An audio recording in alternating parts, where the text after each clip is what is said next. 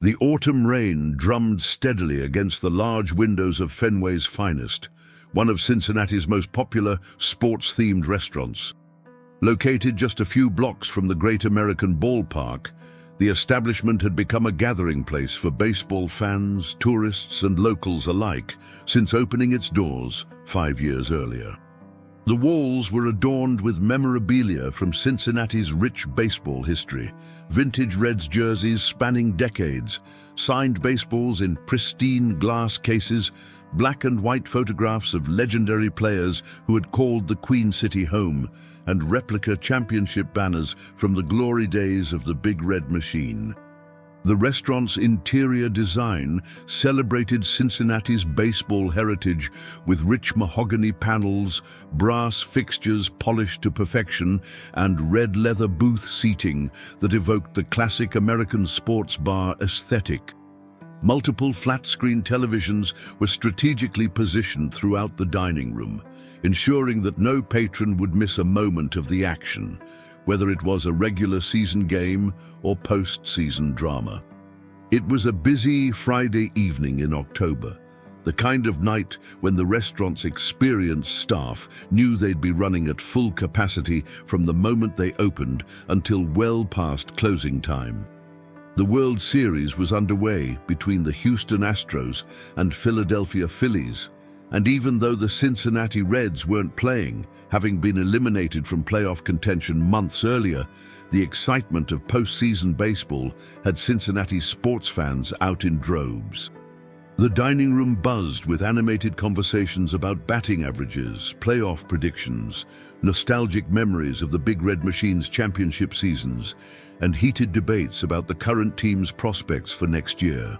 Harold Zimmerman, 78 years old and slightly hunched from decades of working construction in all kinds of weather, pushed through the heavy glass doors at exactly 6:30 p.m.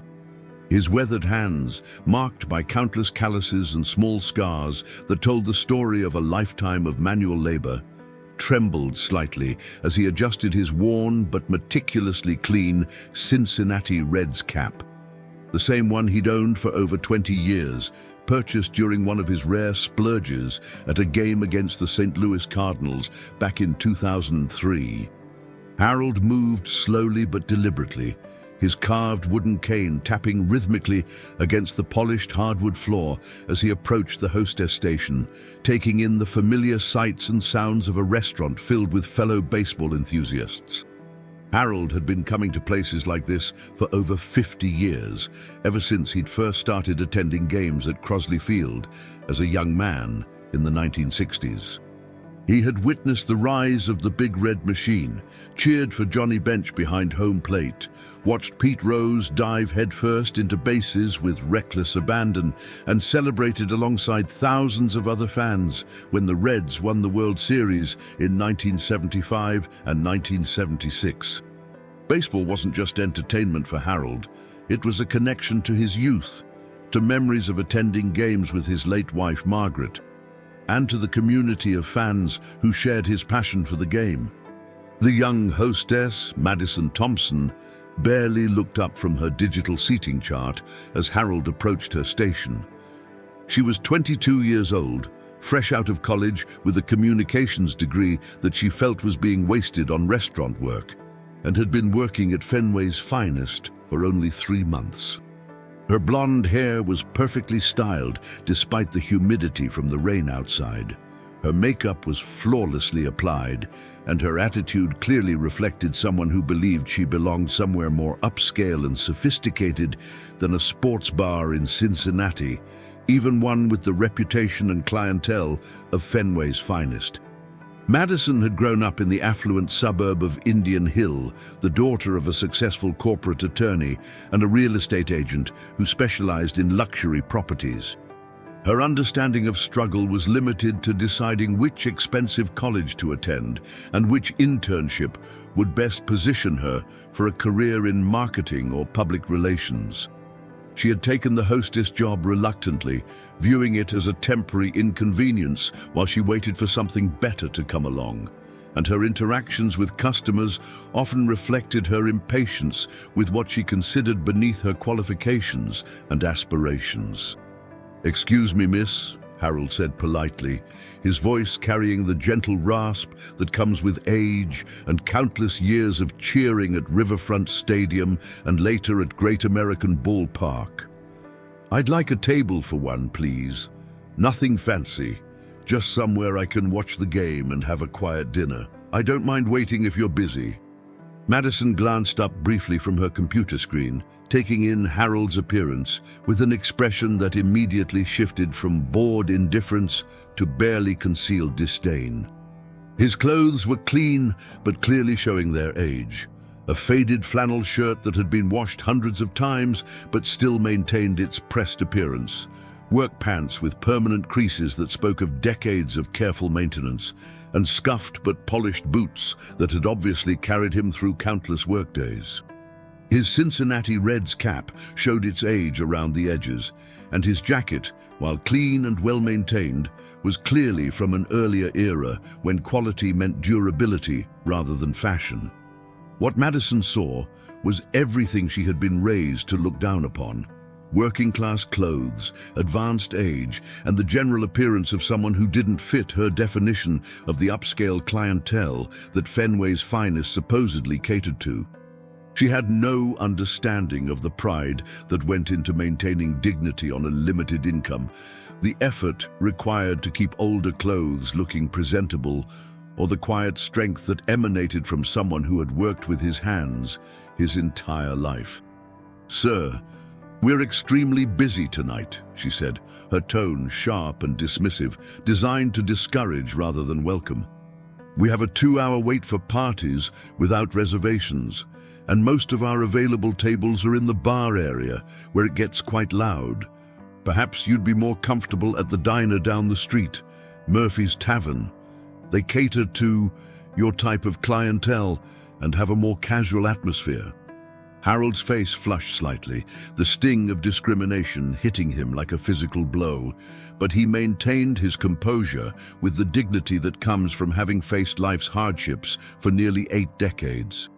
He had encountered this type of treatment increasingly often since retiring from the construction company where he'd worked for 43 years, starting as a young man barely out of high school and eventually becoming a respected foreman who had helped build some of Cincinnati's most recognizable buildings. Age discrimination was something Harold had come to recognize, though it never became easier to endure. There were the subtle slights at the grocery store when cashiers spoke to him like a child, the impatience of younger drivers when he took an extra moment at traffic lights, and the general assumption that being elderly meant being less capable, less deserving, or less worthy of respect. But this felt different. This felt personal and cruel in a way that cut deeper than the usual thoughtless rudeness he had come to expect. "I understand you're busy, miss, but I don't mind waiting," Harold replied, his voice steady despite the hurt he felt. "I've been coming to places like this for baseball games since before you were born. I just want to watch the World Series and have a meal. I'm willing to take whatever table you have available, even if it's in the bar area."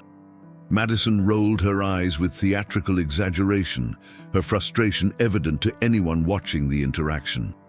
She was already running behind on seating reservations due to a particularly busy evening, and dealing with what she perceived as a problematic customer was the last thing she wanted to handle.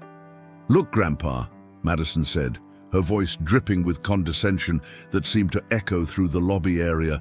"This isn't some charity case restaurant where people come to nurse a cup of coffee for 3 hours. Our average meal costs $45 per person, not including drinks or dessert. Are you sure you can afford to eat here? Because I'm not going to have you sit at one of our prime tables and order just a side salad and water while you try to make it last all night watching the game on our big screens." The words hit Harold with devastating impact, each syllable designed to humiliate and diminish. This wasn't just about seating arrangements or wait times. This was about being judged, found wanting, and dismissed based on appearance and assumptions. Harold had worked every day of his adult life until forced retirement at 70 due to the physical demands of construction work, had raised 3 children as a single father after his beloved wife Margaret died of cancer when she was only 48, and had never asked anyone for anything he couldn't pay for with money he had earned through honest labor.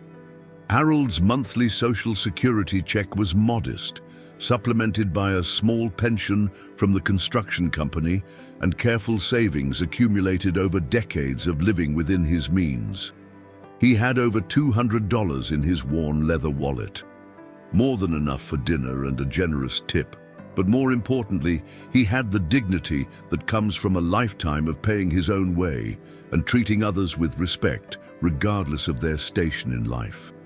"Young lady," Harold said quietly, his voice trembling slightly with controlled emotion and the effort of maintaining composure in the face of such blatant disrespect, "I have money for dinner. I was simply asking for a table to watch the game, like any other customer who walks through your door. I'm not looking for charity or special treatment, just basic service and common courtesy." But Madison was just getting started, her natural arrogance amplified by the stress of a busy shift and her complete lack of empathy for anyone she deemed beneath her social status.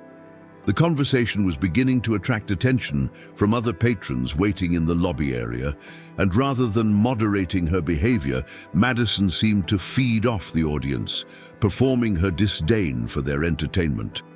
"Sir, I'm going to have to ask you to move aside so I can help our other customers," Madison continued, her voice rising enough to ensure that everyone in the immediate area could hear her words. "You're blocking the entrance for actual paying customers who have reservations and appointments to keep. If you want to watch baseball, there's a sports bar called Murphy's about 6 blocks down. It's much more suitable for someone on a fixed income. They have cheaper food and don't mind if people take up space for hours at a time." A well-dressed couple in their 40s, waiting behind Harold for their own table, exchanged uncomfortable glances, but remained silent, unwilling to get involved in what was clearly becoming an unpleasant situation. A group of young businessmen in expensive suits, probably out for drinks after work, chuckled quietly among themselves, apparently finding entertainment in the elderly man's public humiliation. Their amusement was audible enough for Harold to hear, adding another layer of pain to an already devastating experience. Harold's hands tightened on his carved wooden cane, his knuckles white with the effort of maintaining control over his emotions and his temper. This wasn't about the money. He could afford to eat at the finest restaurants in Cincinnati if he chose to, but it was about being treated like a human being, about the simple dignity of being served at a restaurant without being judged by his appearance, his age, or someone else's prejudiced assumptions about his financial situation. The injustice of the situation was overwhelming and deeply personal. Harold had served his country honorably during the Vietnam War, coming home to a nation that didn't always appreciate his sacrifice. He had worked honestly his entire life, often putting in 10 or 12-hour days to support his family and build a better future for his children. He had raised his 3 children with values of respect, kindness, and hard work, teaching them by example that character mattered more than wealth, that treating others well was a fundamental human responsibility.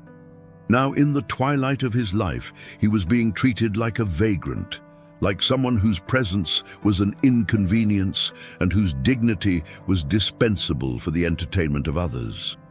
The humiliation burned in his chest like a physical pain, but decades of facing life's hardships had taught him that sometimes you have to endure indignity with grace, that fighting back doesn't always make things better, and that maintaining your own integrity is more important than changing someone else's behavior. "Miss, I'm not asking for anything special or unusual," Harold said, his voice growing quieter but more determined, drawing on reserves of strength he had developed over decades of facing adversity. "I'm asking to be treated like every other customer who walks through that door. I have money, I'm clean and appropriately dressed, I'm polite and respectful, and I'm not causing any trouble or disturbance. I just want to watch the World Series and have a meal, same as everyone else."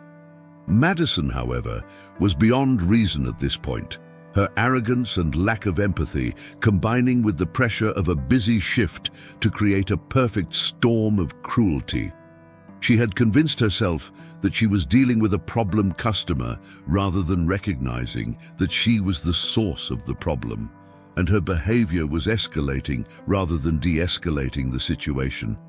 "I'm so sorry for the delay, folks," Madison said, turning away from Harold to address the couple behind him with an exaggerated smile and overly solicitous tone. "We'll have you seated in just a moment. I apologize for the inconvenience." Then, turning back to Harold with undisguised irritation and speaking loudly enough for everyone in the lobby to hear, she added, "Sir, I'm going to have to ask you to either leave voluntarily or I'll be forced to call security. You're disrupting our service and creating an uncomfortable atmosphere for our other guests." The threat of security being called was the final humiliation, the ultimate dismissal of Harold's humanity and dignity. He had done nothing wrong, had been nothing but polite and patient, yet he was being treated like a criminal simply for asking to be served at a restaurant. The other patrons in the lobby were watching now, some with discomfort at witnessing such treatment, others with the cruel curiosity that comes from watching someone else's misfortune. As Harold turned to leave, his shoulders sagging with the weight of defeat and humiliation, the restaurant's front door opened with the gentle chime of the entry bell. The autumn wind swept in, carrying with it the scent of rain, fallen leaves, and the promise of change. And with that wind stepped a figure who would transform this moment of cruelty into something entirely different, someone whose presence would change not just Harold's evening, but the lives of everyone who witnessed what was about to unfold. Pete Rose had been having dinner at Tony's, an upscale Italian restaurant across town known for its excellent osso buco and extensive wine list, when his old friend Jimmy Carson had called with an invitation to catch the World Series game at Fenway's finest. Jimmy, a former teammate from Pete's playing days, who now owned several successful car dealerships throughout Ohio, had insisted that Pete join him for what he promised would be the best sports bar atmosphere in Cincinnati for watching playoff baseball. At 72, Pete Rose still cut an impressive figure as he entered the restaurant. His hair had turned silver rather than the sandy brown that Cincinnati fans remembered from his playing days, but his eyes still held the intensity and competitive fire that had earned him the nickname Charlie Hustle during his legendary career. He wore a well-tailored navy blue suit that spoke of success and comfort without being ostentatious, the kind of quality clothing that successful businessmen wore when they wanted to look professional but approachable. Pete Rose's relationship with Cincinnati was complex and enduring. Despite the controversies that had followed his playing career, including his banishment from baseball due to gambling allegations, in Cincinnati he remained what he had always been: the hometown hero who had embodied everything fans loved about baseball and about their city. He was the scrappy kid from Anderson Ferry who had made it to the big leagues through pure determination and hustle, who had played the game with a passion and intensity that resonated with working-class fans who saw themselves in his blue-collar approach to stardom. As Pete entered Fenway's finest, shaking raindrops from his black umbrella and nodding to the hostess station, he immediately noticed the tension and discomfort in the lobby area. His trained eye, sharpened by decades of reading situations on the baseball diamond and in business negotiations, quickly took in the scene. An elderly man in working-class clothes being confronted by a young hostess. Other patrons watching with expressions ranging from discomfort to cruel amusement, and the unmistakable atmosphere of someone being humiliated for reasons that had nothing to do with their behavior or conduct. Pete had grown up in working-class Cincinnati during the 1940s and 1950s, the son of Harry Rose, a bank cashier who had struggled to support his family during the economic uncertainties that followed World War II. Pete understood intimately what it meant to be judged by your appearance rather than your character, to be dismissed because you didn't fit someone's preconceived notions of what success or worthiness looked like. More importantly, he had been raised by parents who had taught him that respect wasn't something you earned through wealth or status. It was something you gave to every person simply because they were human beings deserving of dignity. I'm going to have to ask you to either leave or I'll call security.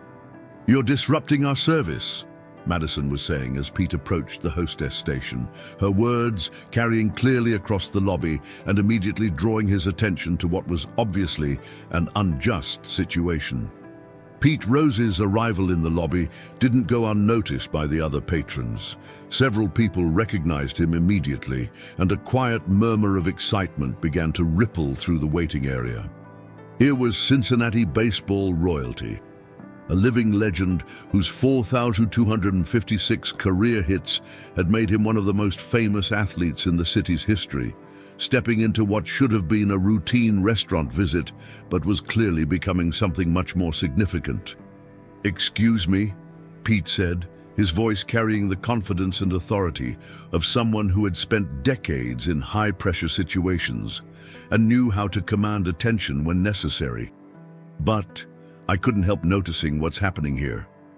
He looked directly at Madison with an expression that was stern but not hostile, then turned his attention to Harold, extending his hand with genuine warmth and respect.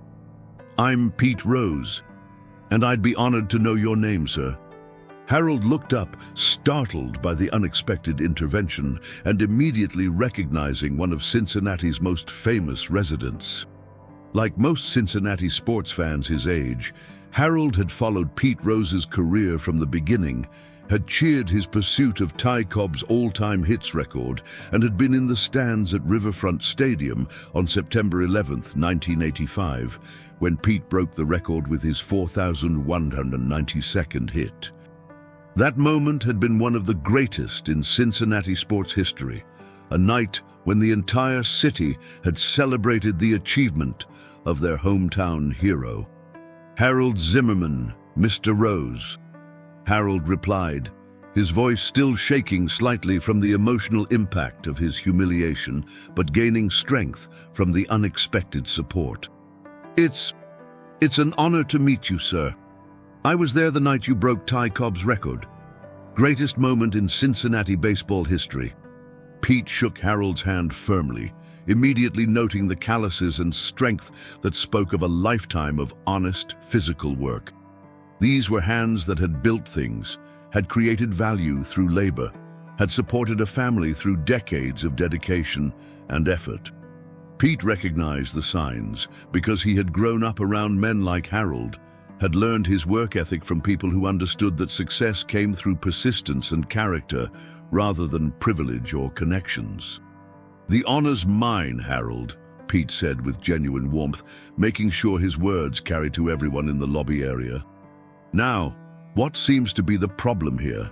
From what I overheard, it sounds like you're simply trying to get a table for dinner and to watch the game." Madison's entire demeanor changed instantly upon recognizing Pete Rose, her arrogance and condescension evaporating in the face of meeting someone she desperately wanted to impress. The transformation was immediate and dramatic. The sharp tone disappeared, replaced by nervous excitement and breathless admiration. "Mr. Rose! Oh my God, what an incredible honor!" Madison gushed, her voice rising with excitement and her previous attitude toward Harold apparently forgotten in her rush to make a good impression on Cincinnati's most famous athlete. "I'm such a huge fan. My grandfather always talked about watching you play. Could I possibly get a picture with you later? This is so amazing." Pete's expression remained serious, and his tone made it clear that any pictures or autographs would depend entirely on how this situation was resolved and what he learned about Madison's treatment of Harold. "We'll see about that," he said coolly. "But first, I'd like to understand exactly why this gentleman is being asked to leave the restaurant." From what I overheard, He's simply requesting a table for dinner and to watch the World Series, same as any other customer. The lobby area had grown quieter as more patrons became aware of Pete Rose's presence and the confrontation that was unfolding. Word was spreading quickly throughout the restaurant that Cincinnati's most famous athlete was in the building and was apparently involved in some kind of dispute with the hostess over her treatment of an elderly customer.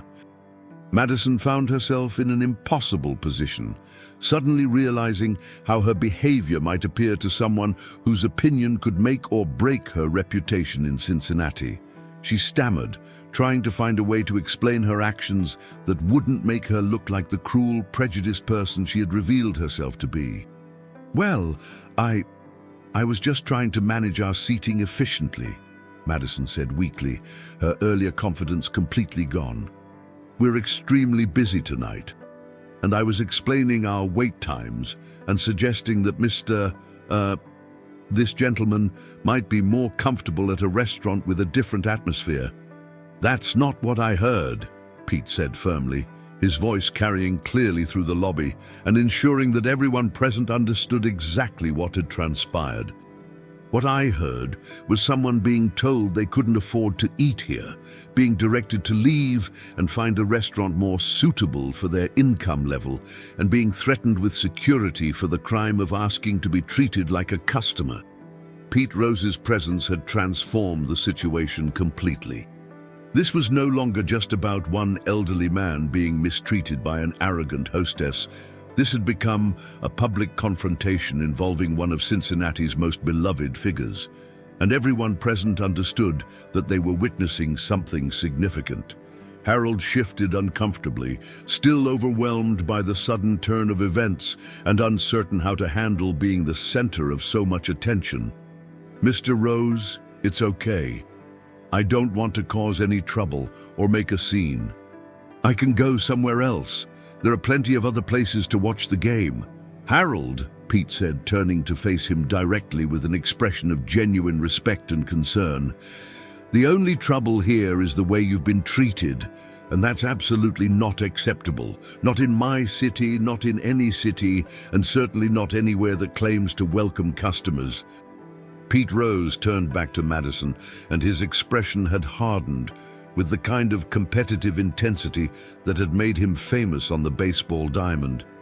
This man is a customer requesting service at a public establishment. He's dressed appropriately for this restaurant. He's been nothing but polite and respectful, and he has every right to be served with the same dignity and respect you'd show to anyone else who walks through that door. Madison's face had turned bright red, and she was clearly struggling with how to handle a situation that had spiraled completely beyond her control. On one hand, she was face to face with Cincinnati's most famous sports figure, someone whose autograph could be worth hundreds of dollars and whose approval could open doors throughout the city. On the other hand, admitting she was wrong would mean acknowledging her cruel behavior in front of all these witnesses, many of whom were probably recording the interaction on their phones.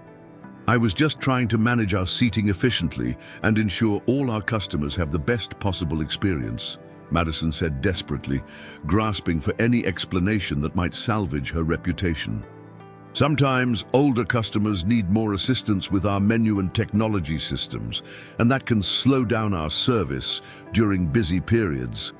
"Stop right there," Pete said sharply, his voice rising enough to carry throughout the lobby area and into the adjacent dining room. "What you just said is exactly the problem, and you're making it worse with every word. You made assumptions about this man based on his age, his appearance, and your own prejudices about who deserves to eat here and who doesn't." Pete Rose's voice carried the authority of someone who had spent decades in high-pressure situations, someone who knew how to command a room and make his point with unmistakable clarity. The entire lobby was now focused on the confrontation, and Pete seemed to understand instinctively that this had become about much more than just Harold's treatment. This had become a teachable moment for everyone present, an opportunity to address the broader issues of respect, dignity, and how we treat our fellow human beings. "Let me tell you something about this man," Pete continued, gesturing toward Harold with obvious respect and admiration. I can see the calluses on his hands that come from decades of honest, hard physical work. I can see the pride he takes in his appearance. His clothes may be old, but they're clean, pressed, and well-maintained. I can see a Cincinnati Reds cap that's been worn to hundreds of games by someone who truly loves baseball and has been supporting this team longer than you've been alive. The crowd of onlookers was hanging on every word, mesmerized by Pete Rose's passionate defense of a stranger's dignity. This wasn't the Pete Rose of statistics and records. This was Pete Rose as a moral leader, using his platform and influence to stand up for someone who couldn't defend himself effectively against institutional prejudice. What I see, Pete continued, his voice growing stronger and more passionate, is someone who has earned the right to be treated with dignity and respect through a lifetime of contribution to his community, his family, and his country. What I see is someone who represents the best of what Cincinnati is supposed to be about: hard work, loyalty, and treating people right, regardless of their circumstances. Nubbed.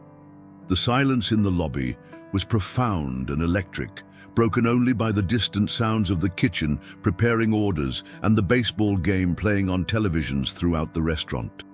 Pete Rose stood at the center of it all, his presence commanding attention, not just because of his fame and status as a Cincinnati legend, but because of the moral authority he was exercising in defense of a stranger's fundamental dignity as a human being. Manager Derek Patterson had heard the commotion from his office in the back of the restaurant and emerged to investigate, immediately recognizing both the incredible opportunity and the potential crisis that Pete Rose's presence represented. Derek was 35 years old, ambitious and hardworking, with an MBA from Xavier University and dreams of eventually opening his own restaurant. He was also acutely aware that how he handled this situation could either make or break his career in Cincinnati's competitive hospitality industry. Fenway's Finest was owned by a group of local investors that included several prominent Cincinnati businessmen, and Derek knew that negative publicity involving the city's most famous athlete could have devastating consequences for the restaurant's reputation and financial success. At the same time, he recognized that if handled properly, this situation could become a powerful positive story about the restaurant's commitment to excellent customer service and community values. "Mr. Rose," Derek said as he approached the group, his voice carrying a mixture of nervous excitement and forced confidence. "I'm Derek Patterson, the evening manager. It's an incredible honor to have you in our restaurant. Is there anything I can help you with tonight?" Pete turned to face Derek, his expression serious but not immediately hostile. He understood that Derek wasn't responsible for Madison's behavior, but he also knew that how management responded to this situation would determine whether Fenway's Finest was the kind of establishment that deserved the community's support. "As a matter of fact, there is something you can help me with, Derek," Pete replied, his tone measured but firm. "Your hostess just spent the last 15 minutes systematically humiliating this gentleman for no reason other than her own prejudices and assumptions about who deserves to eat in your restaurant." Derek's face went pale as he looked from Pete to Madison to Harold, quickly calculating the potential damage to the restaurant's reputation and his own career prospects. He had heard enough of the conversation to understand that this wasn't a simple misunderstanding or communication breakdown. This was a clear case of discrimination that had occurred in front of multiple witnesses, many of whom were probably already posting about it on social media. "I'm sure there's been some kind of misunderstanding," Derek said carefully, trying to buy time while he figured out how to handle the situation. "Madison is one of our most experienced hostesses, and we pride ourselves on treating all customers with respect and professionalism." "That's exactly what your hostess said," Pete replied sharply, his voice carrying the edge of impatience that came when people tried to minimize or excuse inexcusable behavior. But there was no misunderstanding here, Derek. There was clear, obvious discrimination based on age and appearance, and now I want to know what you're going to do about it. The crowd of onlookers had continued to grow as word spread throughout the restaurant that Pete Rose was confronting the management about their treatment of an elderly customer. Patrons from the dining room were filtering into the lobby area. Smartphones were discreetly recording the interaction, and Derek could see his career flashing before his eyes as he tried to figure out how to turn this disaster into something positive. Harold, who had remained relatively quiet during the exchange between Pete and Madison, finally spoke up with the dignity and grace that had characterized his entire response to the situation. "Gentlemen, please. I don't want anyone to get in trouble because of me.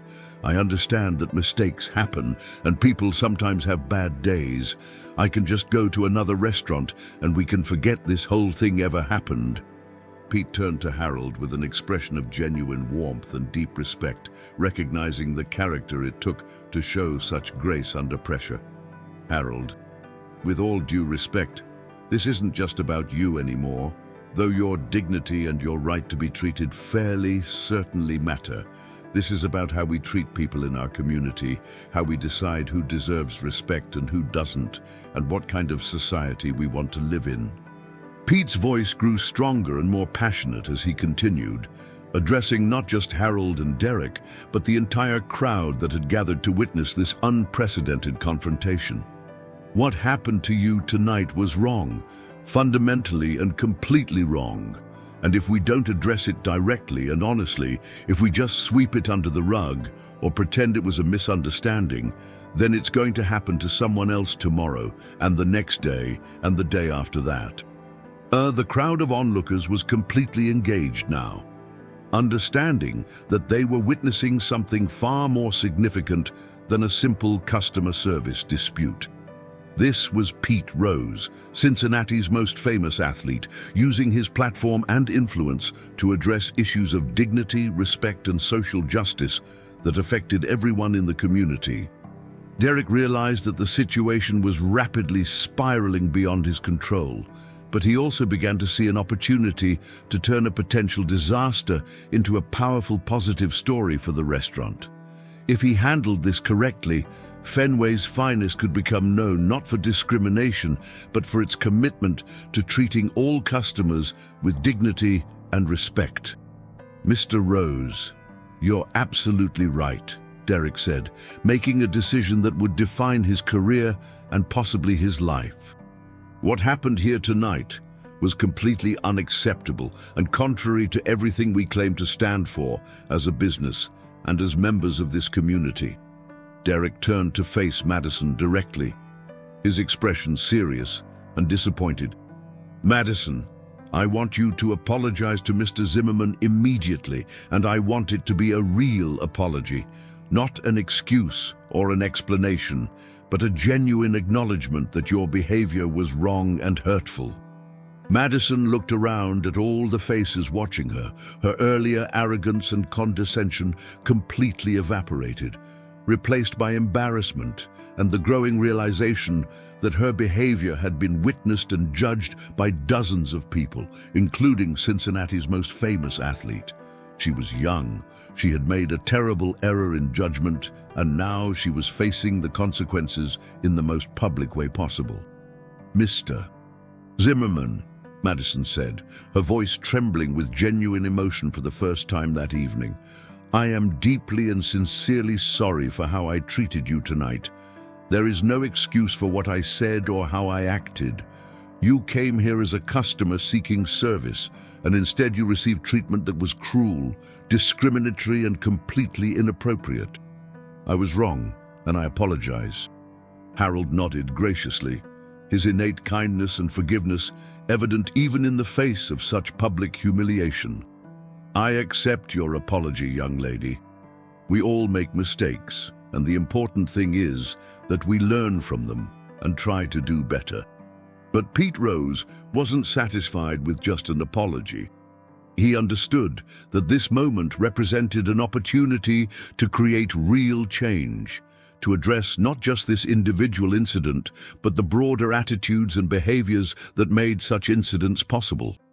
"Madison," Pete said, his voice carrying the authority of someone accustomed to being heard and taken seriously, "I want you to understand something important. This man you just apologized to has probably accomplished more in his lifetime than most of us ever will, and he deserves your respect, not because I'm here defending him, but because he's a human being with dignity and worth."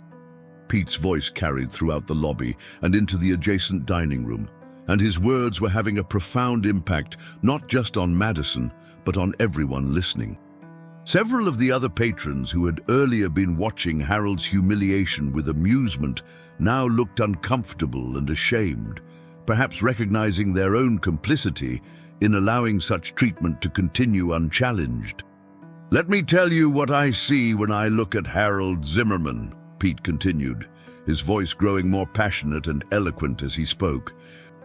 "I see someone who probably got up at 5 o'clock in the morning for 40 years to go to a job that required physical labor, honest sweat, and the kind of work that builds communities and creates the infrastructure we all depend on." The crowd was completely mesmerized now, hanging on every word of what had become an impromptu speech about dignity, respect, and the value of honest work. Pete Rose had always been a natural communicator, but this was different. This was Pete Rose as a moral leader using his platform to educate and inspire. "I see someone who paid his taxes, supported his family, and never asked for anything he didn't earn through his own effort and integrity," Pete continued. "I see someone who served his country when called upon, who raised children and probably grandchildren, who has been a loyal fan of Cincinnati baseball through good seasons and bad, through championships and disappointments." Pete gestured toward Harold, who was listening with tears in his eyes, overwhelmed by having his life and contributions recognized and honored in such a public way. "I see someone who has contributed to his community for decades, who has earned the respect of his peers through character and consistency, and who represents the best values of what Cincinnati is supposed to be about." Derek Patterson watched in amazement as Pete Rose transformed what could have been a public relations nightmare into a powerful, teachable moment about respect, dignity, and community values. This wasn't just damage control, this was leadership of the highest order. "You know what else I see when I look at Harold?" Pete asked, his voice now addressing not just Madison, but the entire crowd of witnesses. "I see someone who reminds me of my own father, Harry Rose, who worked as a bank cashier and never made a lot of money or wore expensive clothes, but who taught me the most important lesson I ever learned." Pete paused for effect, ensuring that everyone present was hanging on his words. "My father taught me that every person deserves to be treated with dignity and respect, regardless of what they look like, how much money they have, where they come from, or what kind of work they do. He taught me that character matters more than wealth, that integrity matters more than status, and that how we treat others, especially those who can't necessarily defend themselves, defines who we are as human beings." Pete turned to address the entire crowd now, understanding that this moment had become much bigger than just correcting one young woman's mistake or getting Harold a table for dinner. This had become an opportunity to address fundamental questions about respect, dignity, and community values that affected everyone present. "I've been fortunate in my life," Pete continued, his voice carrying the weight of experience and hard-earned wisdom. "I've made money, I've had fame, I've been treated as someone special in a lot of places because of what I accomplished on a baseball field. But I never want to forget where I came from, and I never want to become the kind of person who thinks I'm better than anyone else because of what I've achieved or what I own." He gestured toward Harold again, ensuring that everyone understood that this wasn't about charity or pity, but about recognizing inherent human worth and dignity. This man has probably accomplished more in his life than most of us ever will, in ways that actually matter. He's built things with his hands that will last for generations. He's raised children who are now contributing members of society. He's served his community and his country with honor and dedication. Pete's voice grew stronger as he continued, "Harold Zimmerman represents everything that's good about Cincinnati and about America: hard work, loyalty, integrity, and the kind of quiet strength that builds communities and makes civilization possible. That deserves our respect, our admiration, and certainly our basic courtesy when he walks into a restaurant and asks to be served." Derek Patterson saw his opportunity to turn the situation around completely and demonstrate the kind of leadership that would define his career. "Mr. Rose, you're absolutely right, and I want to thank you for holding us accountable to the standards we should maintain without exception." Derek turned to address Harold directly, his manner respectful and sincere. "Mr. Zimmerman, I want to personally apologize for how you were treated tonight. You came here seeking the same service we provide to every other customer, and instead you received treatment that was discriminatory, hurtful, and completely contrary to our values as a business and as human beings." The crowd watched as Derek's response unfolded, and many seemed to approve of his direct, honest approach to addressing the situation. Social media had already begun buzzing with videos and posts about Pete Rose defending an elderly customer, and Derek knew that Fenway's Finest was now under intense scrutiny from the entire Cincinnati community. "Furthermore," Derek continued, "I want to offer you the best table in our restaurant, with a perfect view of the game, and I want to ensure that your service tonight exceeds your expectations in every possible way. Not because we feel sorry for you, but because that's how every customer should be treated from the moment they walk through our door." Harold looked around at all the faces watching him, feeling overwhelmed by the sudden attention, but also deeply touched by the support he was receiving from people who had been complete strangers just minutes earlier. "That's very kind of you, Mr. Patterson. I accept your apology, and I would very much like that table. I came here to watch the World Series, and I'd still like to do that." Pete Rose had been watching the interaction carefully, and he sensed that Derek was genuinely committed to making this right, rather than just trying to avoid negative publicity. But he wasn't quite finished with the teachable moment that had developed organically from this unfortunate situation. "Derek, I have a suggestion that I think would benefit everyone involved," Pete said thoughtfully. "Why don't you and Madison personally escort Harold to his table, introduce him to his server, and make sure everyone on your staff understands that he's to receive the same excellent service you'd provide to any valued customer?" Derek nodded immediately, recognizing the wisdom of Pete's suggestion and the opportunity it presented to demonstrate genuine change rather than just empty words. "That's an excellent suggestion, Mr. Rose. Madison, I'd like you to escort Mr. Zimmerman to table 12. That's our premier booth with the best view of the main screen. And please introduce him to Jennifer, our most experienced server." Madison looked nervous, but determined to make amends for her earlier behavior. The gravity of what she had done and the public nature of the consequences had clearly had a profound impact on her understanding of her actions and their effects on others. "Mr. Zimmerman, it would be my honor to show you to your table," Madison said, her voice still trembling with emotion but carrying genuine sincerity. "And again, I cannot express how sorry I am for my behavior earlier. There is no excuse for it, and I promise you, and everyone here, that nothing like this will ever happen again."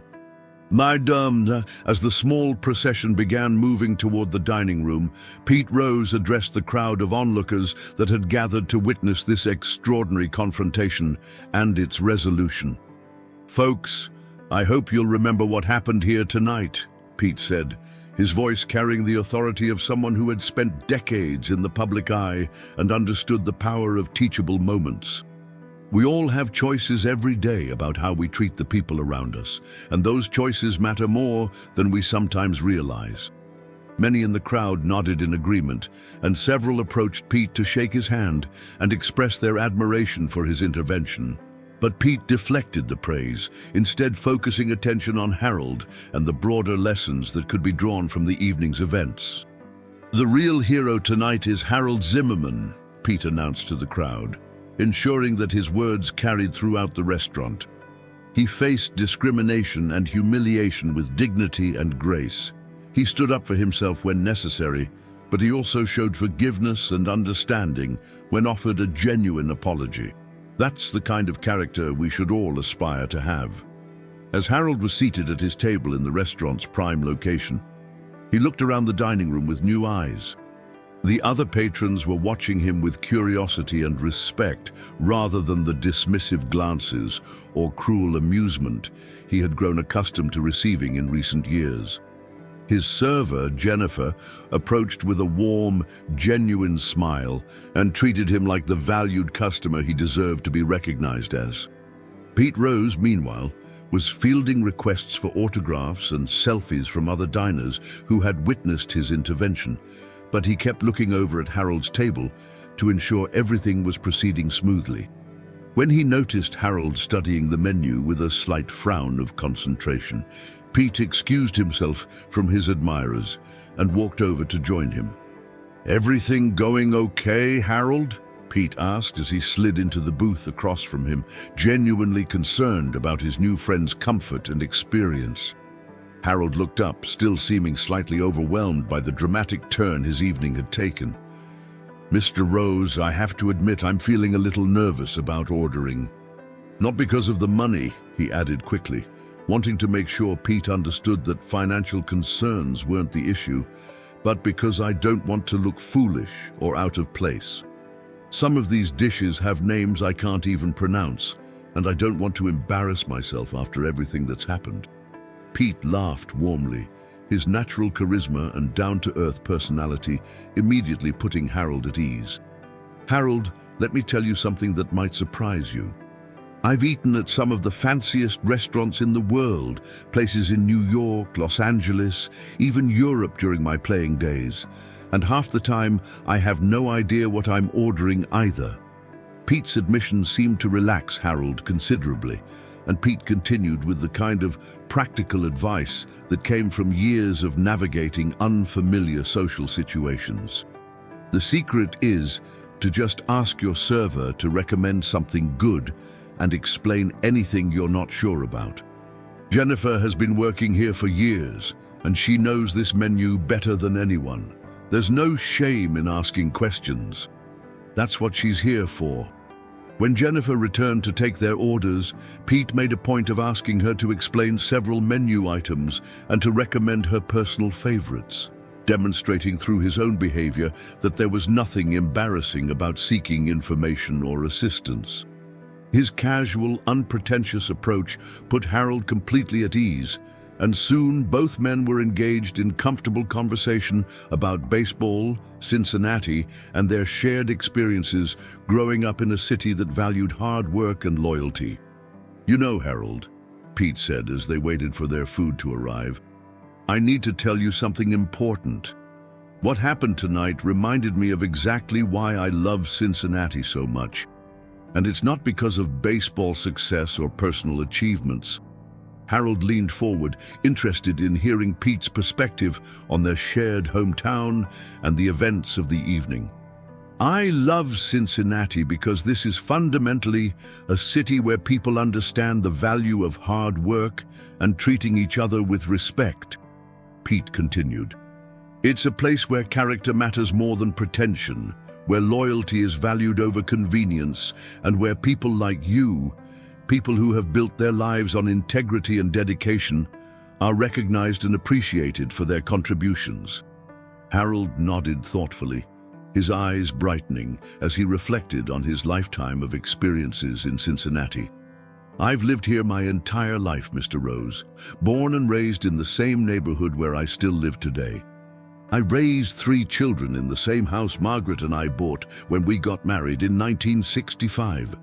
I've watched you play from the bleachers more times than I can count, starting when you were just a young player full of fire and determination. Harold's voice grew stronger as he continued, drawing confidence from Pete's genuine interest in his story. You always gave everything you had, every single at-bat, every single play, every single game. That headfirst slide became your trademark, but it was more than just a technique. It was a symbol of the effort and commitment you brought to everything you did. That meant something to people like me, people who understood what it meant to give your all to something you cared about. Pete listened intently, genuinely moved by Harold's words and the insight they provided into how his career had been perceived by the fans who had supported him throughout his playing days. "And what you did tonight," Pete replied, his voice carrying deep respect and admiration. "Standing up for yourself, even when it was uncomfortable, maintaining your dignity when people were trying to take it away from you. That takes the same kind of courage I tried to bring to baseball. Maybe even more, because you didn't have teammates backing you up or thousands of fans cheering for you." As their conversation continued, other diners throughout the restaurant began to take notice of the easy camaraderie that was developing between the baseball legend and the elderly construction worker. What had started as a confrontation about discrimination had evolved into something beautiful and inspiring. A genuine friendship forming between 2 men from different worlds, but with fundamentally shared values. Derek Patterson watched from across the restaurant, already mentally composing the letter he would send to his corporate office and the local media outlets. This situation had transformed from a potential disaster into a story that could define Fenway's finest as a place where everyone was genuinely welcome, where dignity mattered more than appearance or economic status, and where the fundamental values of respect and courtesy were not just talked about, but actively practiced and defended. The atmosphere in Fenway's finest had undergone a complete transformation in the hour since Pete Rose's intervention on Harold's behalf. What had begun as a typical busy Friday evening had evolved into something extraordinary, a night that patrons would remember and talk about for years to come. The story was already spreading throughout Cincinnati via social media, text messages and phone calls, with dozens of people sharing videos and accounts of Pete Rose's passionate defense of an elderly customer's dignity. Madison Thompson had spent the remainder of her shift reflecting deeply on her behavior and the profound lesson she had received in front of dozens of witnesses. As her shift neared its end, she found herself approaching Harold's table one final time, this time with genuine humility and a sincere desire to make amends beyond her earlier public apology. "Mr. Zimmerman," Madison said quietly, her voice carrying none of the earlier arrogance or condescension, "I wanted to speak with you privately before I leave tonight. I know I already apologized publicly, but I wanted you to know that what happened tonight has really opened my eyes to some things about myself that I don't like." Harold looked up at her with the same kindness and grace he had shown throughout the entire evening, his natural inclination toward forgiveness evident in his expression.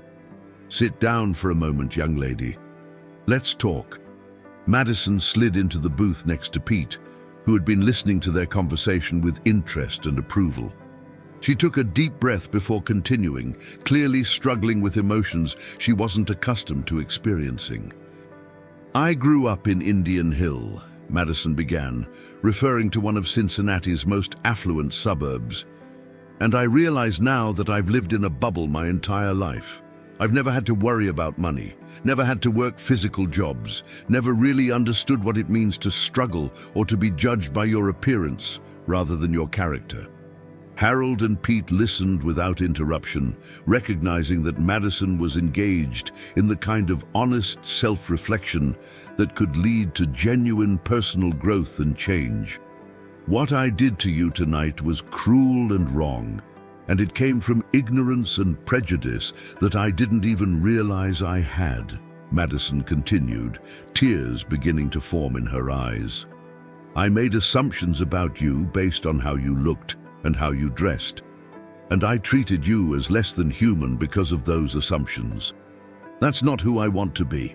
Harold reached across the table and gently patted Madison's hand, a gesture of forgiveness that spoke volumes about his character and capacity for grace. "We all have prejudices and assumptions, Madison. The important thing is recognizing them and deciding to change. What you're doing right now, acknowledging your mistakes and committing to do better, that takes courage." Pete nodded in agreement, impressed by both Madison's willingness to engage in difficult self-examination and Harold's generous response. "Madison, what you did earlier was wrong. But what you're doing now, taking responsibility, reflecting on your behavior, and committing to change, that's exactly what growth and maturity look like." Madison wiped her eyes and looked directly at Harold, her expression serious and determined. "Mr. Zimmerman, I want to make you a promise. I will never treat another customer or any other person the way I treated you tonight. I will learn from this experience, and I will make sure that other people learn from it too. Your dignity and the respect you deserve will not be forgotten." As Madison returned to her duties, Derek Patterson approached the table with an update that would have far-reaching implications for both the restaurant and the broader Cincinnati community. "Gentlemen," Derek said, clearly excited about the developments he was about to share, "I've just gotten off the phone with our corporate office, and they want to turn tonight's events into a positive force for change throughout our entire restaurant chain." Harold and Pete looked at him with curiosity, wondering what kind of changes could result from one evening's confrontation over customer service. "We're implementing a comprehensive new training program for all staff members at all of our locations," Derek continued. "It's going to be called the Harold Zimmerman Hospitality Standard, and it will focus on ensuring that every customer receives the respect and dignity they deserve, regardless of their appearance, age, or perceived economic status." Harold looked embarrassed by having his name associated with the program, but Pete could see that he was also touched by the honor being shown to him and the values he represented. "Mr. Patterson, I'm honored by that recognition," Harold said thoughtfully, "but I hope the focus of the training isn't on me personally. I hope it's on the bigger picture, treating all customers the way we'd want our own family members to be treated, recognizing that everyone has value and dignity that deserves to be respected." Derek nodded enthusiastically, clearly impressed by Harold's wisdom and perspective. "That's exactly the focus we want to have. We're also implementing a scholarship program for hospitality and customer service students, with an emphasis on diversity, inclusion, and the fundamental principles of treating all people with dignity and respect." As the evening progressed and the restaurant began to wind down from the dinner rush, Harold and Pete found themselves engaged in increasingly deep conversation about life, values, and the experiences that had shaped their perspectives on treating others with dignity and respect. "Pete, I have to ask you something that's been on my mind," Harold said, as they shared dessert and watched the late innings of the World Series game. "Why did you really step in tonight? You didn't know me from anyone else in Cincinnati. You had no obligation to get involved in someone else's problem, and you certainly could have just minded your own business and enjoyed your dinner." Pete was quiet for a moment, considering his answer carefully and recognizing that Harold deserved complete honesty about his motivations and the experiences that had shaped his decision to intervene.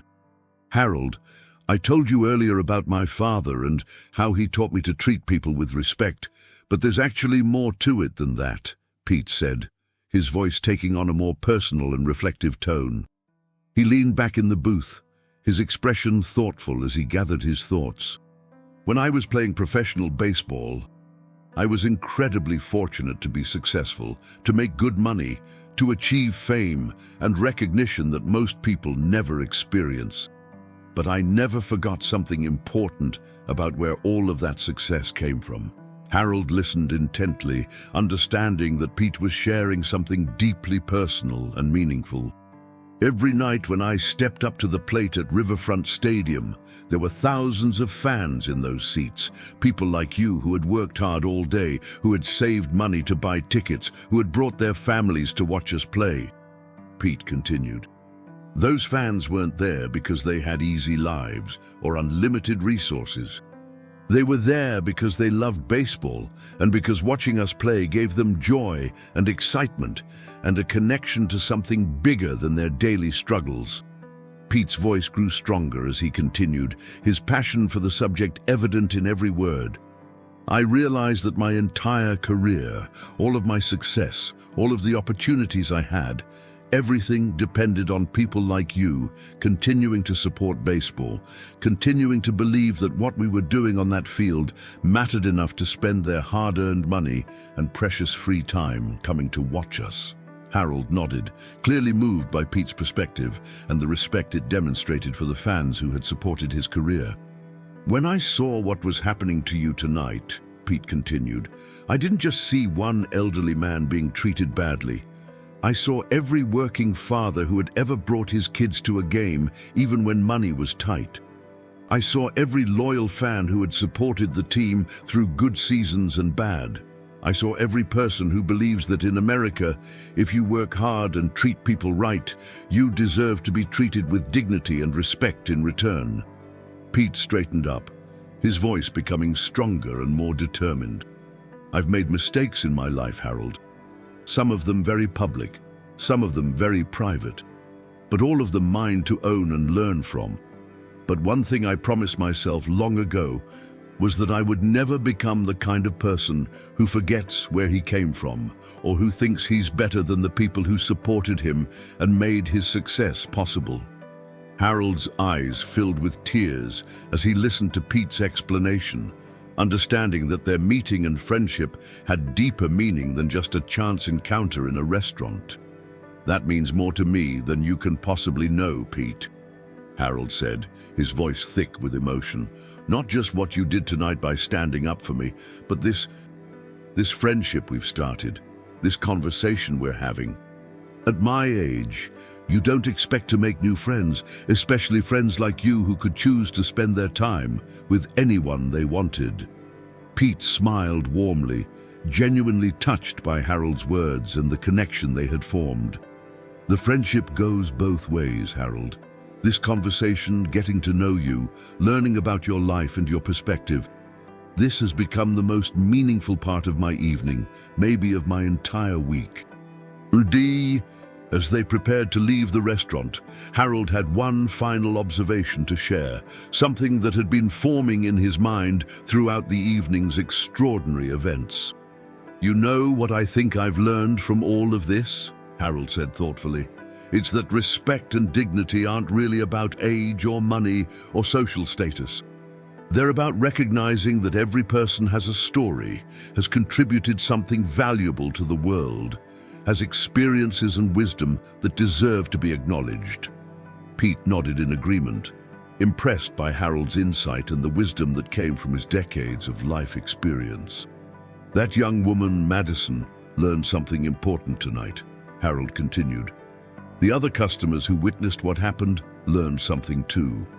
And maybe some people who hear about our story will learn that how we treat each other, especially people who might seem different from us or less fortunate than us, that's what really defines who we are as human beings. Pete Rose stood up and extended his hand to Harold, but then thought better of it and instead gave him a warm, genuine embrace that spoke to the friendship that had developed between them over the course of a few hours. Harold, you've got it exactly right, Pete said with deep respect and affection, and that's why what happened tonight mattered so much. It wasn't just about you getting fair treatment at a restaurant, though that was certainly important. It was about reminding everyone, including me, that dignity and respect are fundamental human rights, not privileges to be earned or purchased. As Harold prepared to leave for the evening, Pete made a suggestion that would become the foundation for a lasting friendship and a weekly tradition that would touch many more lives in the months and years to come. "Harold, would you be interested in having dinner here again next Thursday? Same time, same table?" Pete asked. "I'd like to continue this conversation, and I have a feeling we both have a lot more stories to share." Harold's face lit up with genuine pleasure at the invitation. "I would be honored, Pete, absolutely honored." 3 weeks had passed since that transformative October evening at Fenway's Finest, and the story of Pete Rose's intervention on Harold Zimmerman's behalf had taken on a life of its own throughout Cincinnati and far beyond. Local television news stations had picked up the story after social media videos went viral.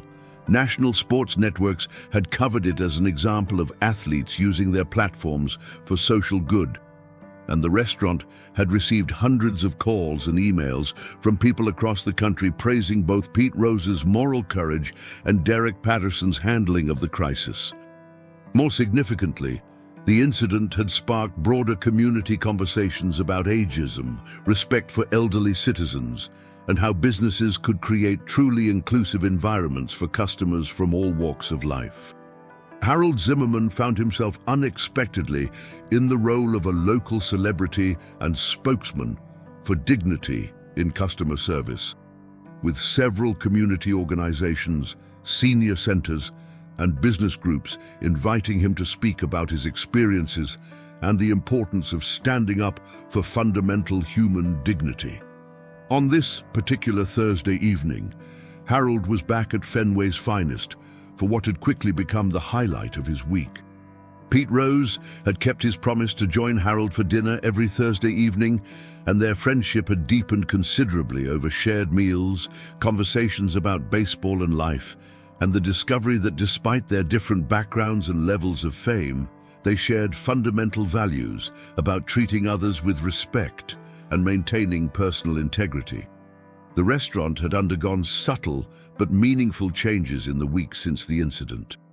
Derek Patterson had implemented new customer service protocols, expanded staff training programs, and created an atmosphere where dignity and respect were not just talked about, but actively demonstrated. The establishment had seen a significant increase in business, but more importantly, it had developed a reputation as a place where everyone was genuinely welcome, regardless of their appearance, age, or economic status. Madison Thompson was still working as a hostess, but her entire approach to the job had been transformed by her experience with Harold and the lessons she had learned from Pete Rose's intervention. She had become an advocate for exceptional customer service that recognized the inherent worth and dignity of every person who walked through the restaurant's doors. Derek had promoted her to head hostess and customer service trainer, recognizing that her personal transformation and hard-won wisdom made her uniquely qualified to teach other staff members about inclusive hospitality.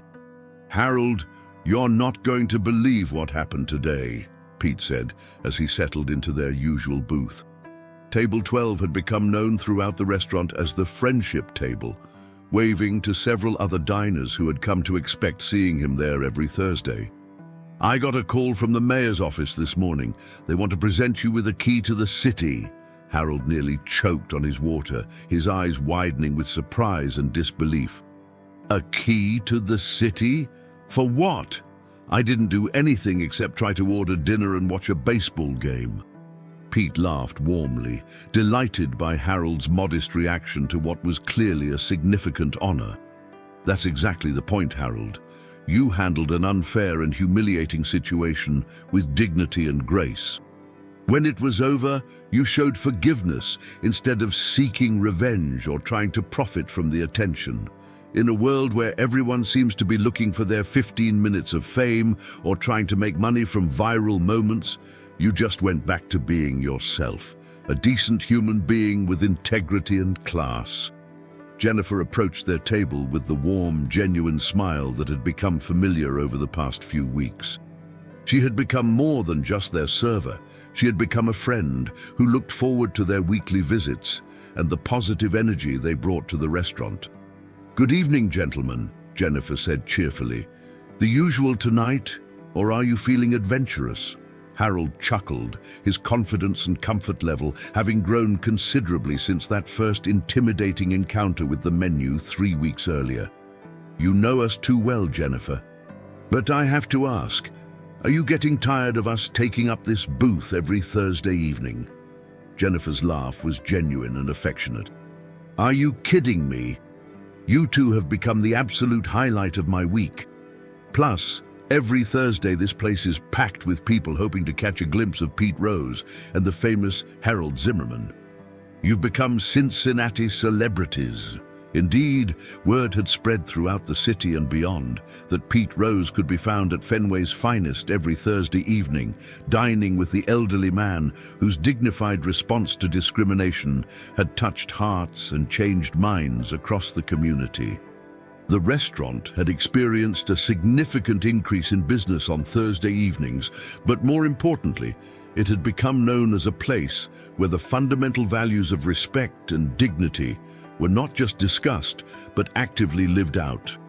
As they ate their dinner and watched the evening's baseball highlights on the restaurant's large screens, Harold and Pete found themselves reflecting on the changes that had occurred in their lives and in their community since that rainy October evening when they had first met. "You know what continues to surprise me about all of this?" Harold said thoughtfully as he cut into his perfectly prepared steak. "It wasn't that young woman being rude to me initially. Unfortunately, that kind of age discrimination happens more often than people realize. What really surprised me was how many people came up to me afterward and said they had witnessed similar situations, but never said anything or tried to intervene." Pete nodded seriously, understanding the broader implications of Harold's observation. "That's probably the most troubling aspect of discrimination in general. It usually happens in front of people who could speak up or take action, but choose to stay silent instead. Bystander apathy is almost as damaging as the original discriminatory behavior." "But you didn't stay silent," Harold continued, his voice carrying deep gratitude and respect. "You could have simply asked them to seat me and left it at that. A quick fix that would have solved my immediate problem. Instead, you turned it into a teaching moment for everyone there, made people think about their own attitudes and behaviors." Pete paused his eating, reflecting on Harold's words and the decision he had made that evening to speak up not just for Harold, but about the broader principles at stake. "Harold, I've learned over the years that when you have a platform, whether it's because of athletic success, business achievement, or just the respect of your community, you have a responsibility to use that platform for good," Pete said thoughtfully. "I could have quietly arranged for you to get a table and that would have solved your immediate problem. But it wouldn't have addressed the underlying attitudes and behaviors that created the problem in the first place." Derek Patterson approached their table, as had become his custom during their Thursday visits.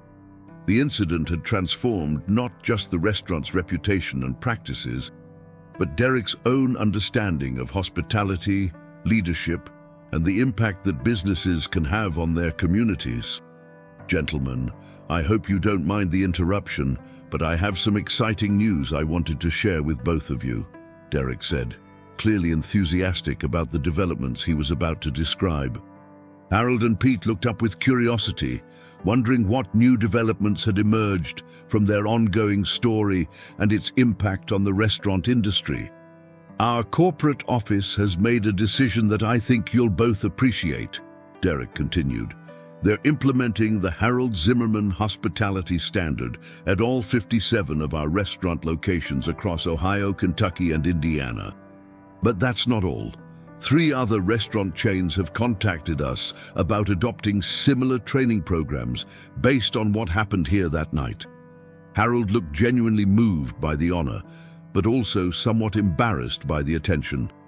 I'm deeply touched by that recognition, Mr. Patterson, but I hope the focus continues to be on the principles rather than on me personally. The important thing is treating all customers with the dignity and respect they deserve. Derek nodded enthusiastically, clearly inspired by Harold's consistent focus on values rather than personal recognition. That's exactly what makes this program so powerful and authentic. It's not about creating a publicity stunt or a marketing gimmick. It's about fundamentally changing how we think about hospitality and customer service. Pete had been listening with interest and growing excitement about the broader implications of what Derek was describing. Derek, what you're talking about could have an impact far beyond the restaurant industry. Customer service training based on dignity and respect could transform how people are treated in retail stores, hotels, healthcare facilities, anywhere people interact with service providers. As the evening wound down and the restaurant began transitioning from dinner service to its late-night bar atmosphere, Harold and Pete found themselves walking slowly toward the parking lot, continuing a conversation that had become a cherished weekly ritual. "Pete, I want to ask you something I've been thinking about," Harold said as they reached his well-maintained but aging pickup truck. "Do you think what happened that night and everything that's come from it, do you think it's really going to make a lasting difference?" Pete leaned against Harold's truck, considering the question carefully. It was the kind of thoughtful inquiry that had characterized their friendship from the beginning. Two men from different backgrounds but similar values, exploring important questions about life, community, and human dignity. "I think it already has made a lasting difference, Harold," Pete replied thoughtfully. "Look at Madison. She's become a completely different person, someone who's now teaching other people about respect and inclusion. Look at this restaurant. It's become a model for how businesses can create truly welcoming environments. Look at the training programs that are being implemented across multiple states." Pete straightened up, his voice growing more confident as he continued. "But maybe most importantly, look at the conversations that are happening throughout Cincinnati and beyond. People are talking about ageism, about dignity, about how we treat each other in our daily interactions. That's the kind of change that creates ripple effects far beyond what we can measure or track." Harold listened thoughtfully, then shared his own perspective on the lasting impact of their story and friendship. "I think you're right about the ripple effects. But for me personally, the most meaningful change has been our friendship. At 78 years old, I didn't expect to develop a new friendship, especially with someone like you who could choose to spend time with anyone." Pete smiled warmly, genuinely touched by Harold's words. "Harold, this friendship has meant just as much to me. Our Thursday evening conversations have become something I look forward to all week. You've reminded me of values and perspectives that success and fame can sometimes make you lose sight of." As they prepared to part ways for another week, Harold reflected on something that had been on his mind throughout their friendship. "You know what I think the real lesson is from all of this? It's not just about treating elderly people better or even about customer service specifically. It's about recognizing that every person we encounter has a story, has contributed something to the world, has experiences and wisdom that deserve acknowledgement and respect." Pete nodded in agreement, struck by the wisdom and insight that Harold consistently brought to their conversations. "You're absolutely right, and that recognition that every person has inherent worth and dignity, that's what can change everything about how we interact with each other." 6 months later, the Harold Zimmerman Hospitality Standard had been implemented at over 200 restaurants across the Midwest, and inquiries were coming in from hospitality businesses as far away as California and Florida. Madison Thompson had been promoted to district training manager, traveling throughout the region to share her transformation story and help implement inclusive customer service practices at new locations. Derek Patterson had been recognized by the National Restaurant Association for innovation in customer service and community relations, and had been invited to speak at hospitality industry conferences about creating inclusive business environments. The incident at Fenway's Finest had become a case study in business schools, demonstrating how a crisis could be transformed into an opportunity for positive change and community impact. The Cincinnati Commission on Aging had launched a broader initiative called Dignity for All Ages, focusing on combating age discrimination in employment, healthcare, housing, and public accommodations. Harold had become an informal spokesperson for the campaign, his gentle wisdom and authentic story resonating with audiences throughout Ohio and beyond. Pete Rose had established the Harold Zimmerman Character and Dignity Scholarship, providing financial assistance to students from working-class families who were pursuing careers in hospitality, customer service, and community relations. The scholarship's mission statement reflected the values both men had lived by, treating every person with dignity regardless of their background, recognizing the inherent worth of honest work, and understanding that character matters more than wealth or status. 1 year after their first meeting, Pete Rose was invited to speak at a national conference on customer service excellence and community relations. Instead of attending alone, he insisted that Harold join him on stage as a co-presenter, demonstrating that the most powerful lessons often come from the most unexpected sources, and that wisdom and insight are not limited to those with fame or formal credentials. What I learned that night at Fenway's Finest, Pete told an audience of over 1,000 hospitality professionals from across the country, was that being a champion isn't just about what you accomplish in your chosen field. It's about how you treat people when nobody's watching, how you respond when someone needs your help, and whether you have the moral courage to stand up for what's right, even when it might be easier to look the other way. Harold, speaking to such a large audience for the first time in his life, but drawing strength from Pete's friendship and support, shared his perspective on the experience and its aftermath.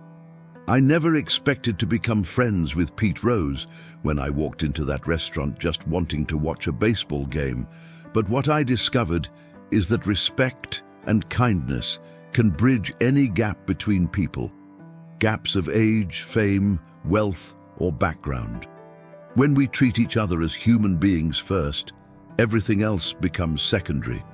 The impact of their story continued to spread through social media, professional networks, and word of mouth throughout the hospitality industry and beyond. Videos of Pete Rose's defense of Harold continued to go viral periodically, each time introducing their story to new audiences and sparking fresh conversations about dignity, respect, and moral courage in everyday situations. 2 years after their first meeting, Fenway's Finest had become one of Cincinnati's most successful restaurants, renowned not just for its food and atmosphere, but for its reputation as a place where everyone was genuinely welcome and treated with dignity. The booth where Pete and Harold shared their weekly dinners had been officially designated as the Friendship Table, complete with a small brass plaque commemorating the evening that had changed so many lives and sparked a movement that had spread far beyond Cincinnati's city limits.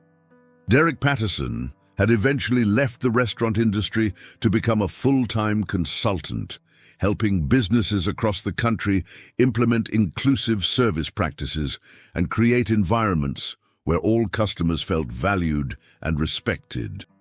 His first book, Service with Dignity: Lessons from Table 12, had become required reading in hospitality management programs at universities nationwide and had been translated into 6 languages for international hospitality chains seeking to improve their customer relations. The Harold Zimmerman Hospitality Standard had expanded beyond restaurants to include hotels, retail stores, healthcare facilities, and other service industries throughout the United States and Canada. What had started as one elderly man's quest for a simple dinner and respectful treatment had evolved into a comprehensive movement that had touched hundreds of thousands of lives and fundamentally changed how countless businesses approached customer service and human dignity. As the years passed, Harold's health began to show the inevitable signs of aging, as is natural for someone entering their 80s. His steps became slower, his hearing required more effort, and some days were more challenging than others, but his weekly dinners with Pete continued without fail, even when Harold needed assistance walking or had difficulty following all the conversations happening around their table. Pete never wavered in his commitment to their friendship, understanding that loyalty and consistency are not conditional on someone's physical capabilities or energy levels. During Harold's final months, when leaving his home became increasingly difficult, Pete began visiting him regularly at his modest but well-maintained house in the same neighborhood where Harold had lived for over 50 years. Pete would bring takeout meals from Fenway's finest, updates on Cincinnati sports teams, and most importantly, the companionship and conversation that had become so meaningful to both men over their years of friendship. They would sit in Harold's comfortable living room, surrounded by photographs spanning decades of family celebrations, grandchildren's graduations, and memories of a life well lived, talking about baseball history, sharing stories from their respective pasts, and reflecting on the unexpected friendship that had enriched both of their lives in ways neither had anticipated.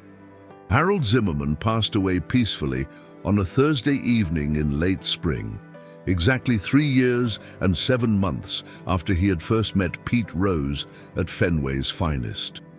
His death was front-page news in Cincinnati, with obituaries celebrating not just his role in the famous restaurant incident, but his lifetime of quiet service to his community, his dedication to family, and the gentle wisdom that had made their friendship so meaningful to everyone who had witnessed it.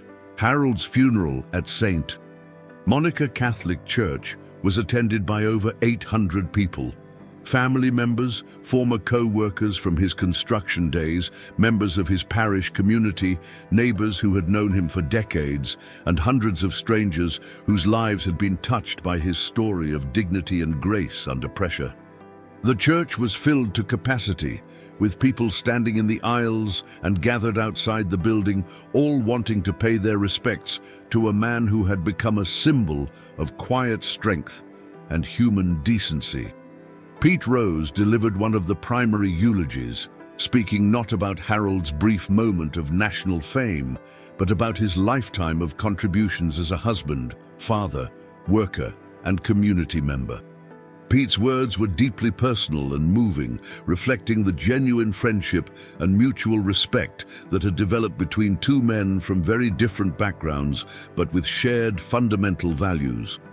Harold taught me that heroism isn't about grand gestures, public recognition, or dramatic moments that get recorded and shared on social media. Pete told the assembled mourners, his voice carrying the weight of genuine grief and profound respect. Real heroism is about how you live your life every single day, with integrity, with kindness, with respect for every person you encounter, and with the quiet strength to maintain your dignity even when others try to take it away from you. Pete paused, looking out at the sea of faces that had come to honor Harold's memory before continuing with words that would be quoted and remembered for years to come. Harold faced discrimination that October night with grace and dignity, but more importantly, he lived every day of his 78 years with that same grace and dignity. He worked honestly, loved deeply, raised his children with strong values, and treated every person he met as someone worthy of respect and consideration. That's the legacy he leaves behind for all of us. The story of Pete Rose and Harold Zimmerman's friendship didn't end with Harold's death.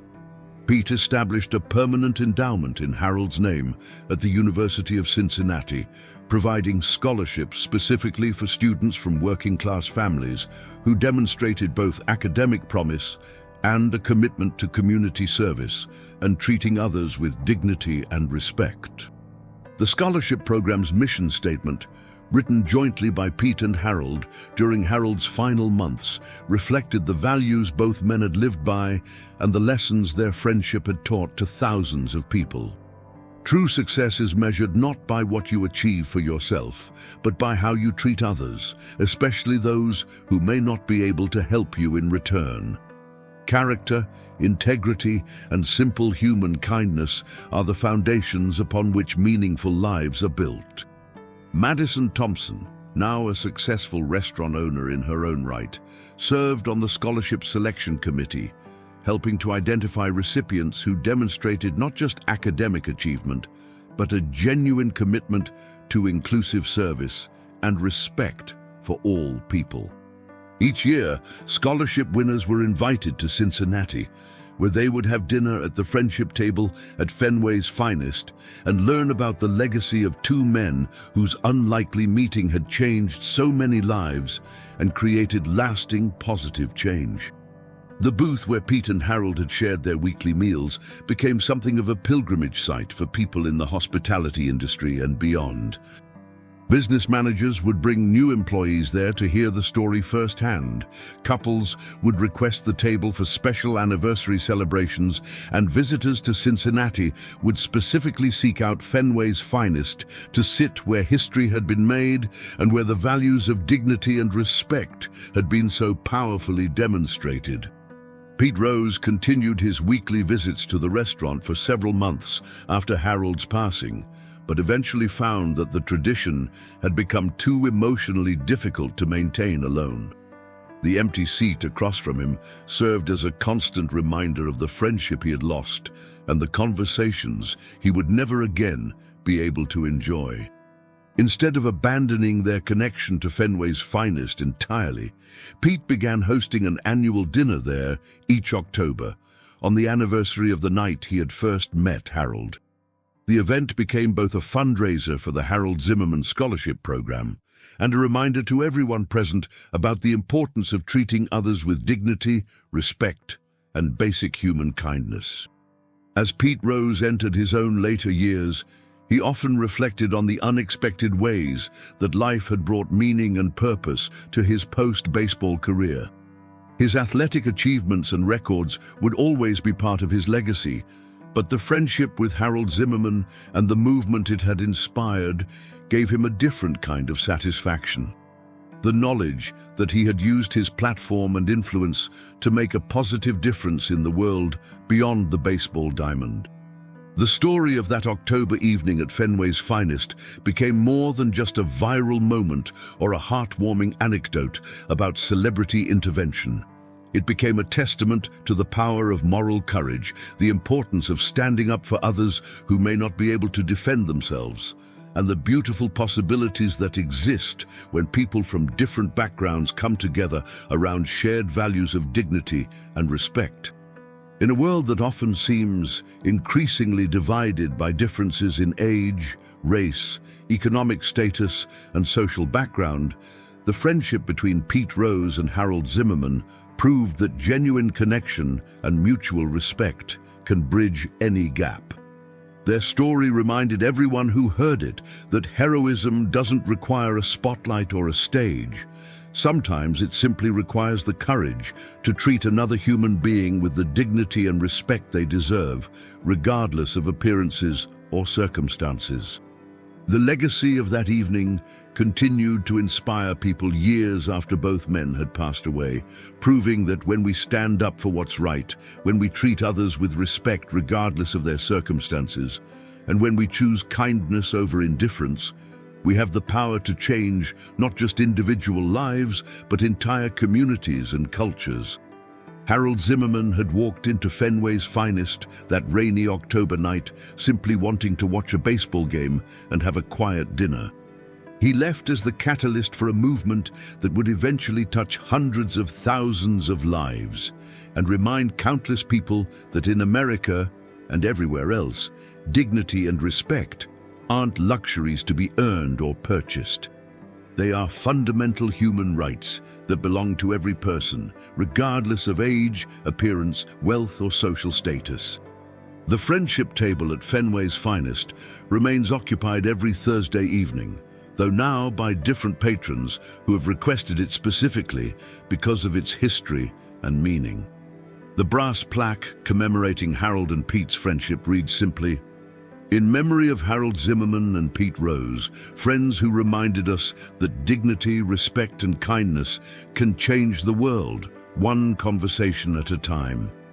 And perhaps in the end, that is the most important victory of all, the understanding that each of us has the power to make a difference through the simple act of treating others with the respect and dignity that every human being deserves, creating ripples of positive change that can extend far beyond what we might ever imagine or expect.